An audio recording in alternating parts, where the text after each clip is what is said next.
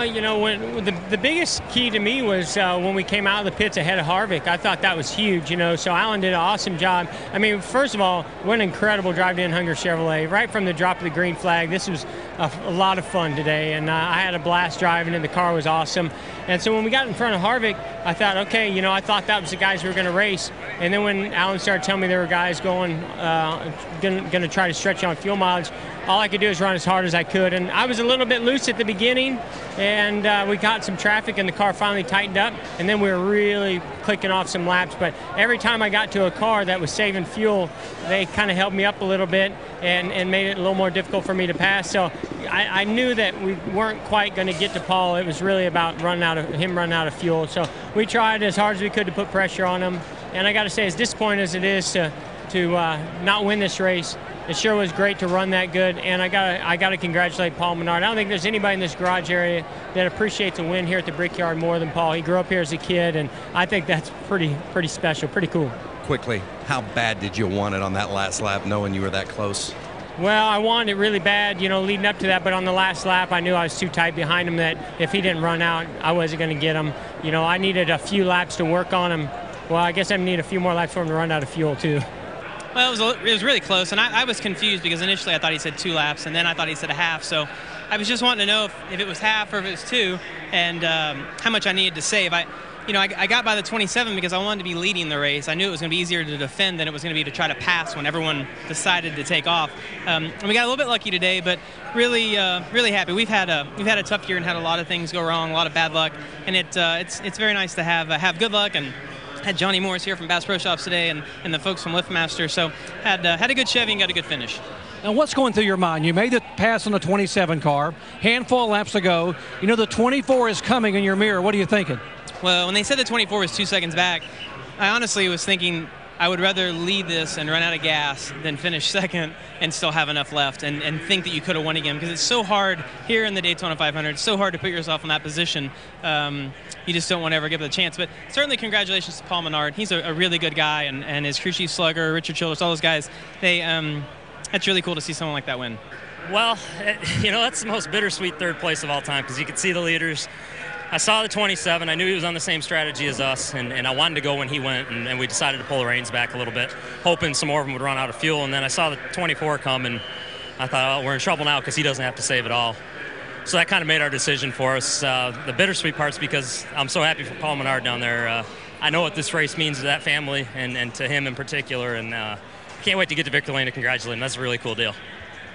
What it means for this team to have the kind of year that you've had, not just the win, but the strides you've taken? Well, we needed to. We felt like we were a team capable of taking strides, and we had a top 10 car today. That's what we had. If things played out correct, we were going to finish right around 9th or 10th. The strategy was played out for us when the 51 car wrecked. We got our grill covered up in grass and actually had to pit and clean it off and go to the tail end. So we pitted right before the green came out, and it worked out perfect. Junior coming home to a 16th place finish after leading laps, and on that last stop, you guys were on the good fuel strategy. Did you think it might work? Were we? We run 16th. I don't know if that was the best strategy out there, but congrats to the 27 and that gang, Slugger and Paul. They're a good racing group, and they work hard. But we had a good run. Our car drove pretty good. We cycled around and didn't have the track position at the end, and that's all it was. Everybody was on a lot of different strategies too, but we just weren't. We lost a little track position there on one of the pit stops. I come down behind this guy. I got out of my stall, and I should have come off pit road around 5th or 3rd. We came in 3rd, and this guy got out. I come out of my stall, and this guy was going really, really slow all the way down pit road. So I lost 10 spots, just kind of waiting on this guy to go into his stall, which he was way on down there, and it cost a lot of track position there. Well, you can't get it back. Track position's tough at this place. We didn't have a good enough car, and I wasn't wheeling it good enough, I guess, to run like a couple of them were. Some of them guys could get up through there pretty good, but our car was struggling in traffic. Definitely had no idea that the day would be so ugly, but yet come out of it smelling like a rose, I guess. So all in all, guys did a great job. We worked our butts off this whole weekend trying to get something out of nothing.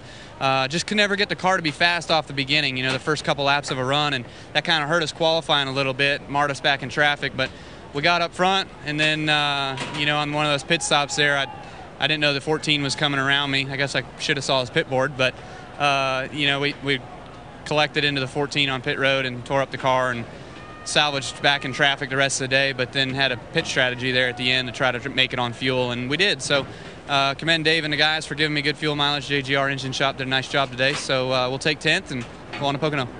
Really good. I mean, our Crown Royal Ford was really fast. I thought Jeff Gordon probably had the dominant car, and he's just really, really good here. But there was one time we got in front of him where we could stay there for a while, but felt like really overall we had the second best car. Just, didn't work out with strategy, and fuel mileage and all that stuff. But we had a lot of speed in our car, which was nice.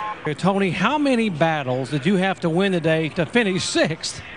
I don't know. We had the problem on the first pit stop there, or the green flag stop there, getting on the outside of Harvick and hitting the cone. So that was hard to take, but we just fought all day. I'm really proud of Darian Grubb and these guys on this Mobile One Office Depot Chevy. They did it. I didn't do it. I mean, I just fought for everything I could get all day, but we didn't have the best car by any means, but they fought hard and did a good job getting us up there. You guys made so many changes on pit road. It took a packer out, adjustments, wedge, tire pressure, and I heard you say the front end just would not bite. Does anything seem to help it at all? Clean air. That's the only thing. As famed as this place is and as much history as it is, it's one of the hardest places to race, guys, because it's one groove, and the corners are short corners to try to make a run on somebody, and you can't run on the outside of them. So it makes it really hard, and you really got to plan your run on guys and figuring out where to pass and how to play the track position game. So whatever you get here, you appreciate it because you've had to earn it. You don't get anything free here. You were leading with 20 laps to go, and they said, okay, maybe a lap and a half shy on fuel. I heard them discussing with you maybe going for it and rolling the dice, but you opted to come on pit road. I was trying to roll the dice and go for it, but, they said a lap and a half, but it was 3 laps I found out from Darian here once we got back to the bus. There's no way we could have saved that kind of fuel and done anything productive on the racetrack. So, it's like he said. He just said, give me everything you can give me, and, we ran that last stint and a half as hard as we could.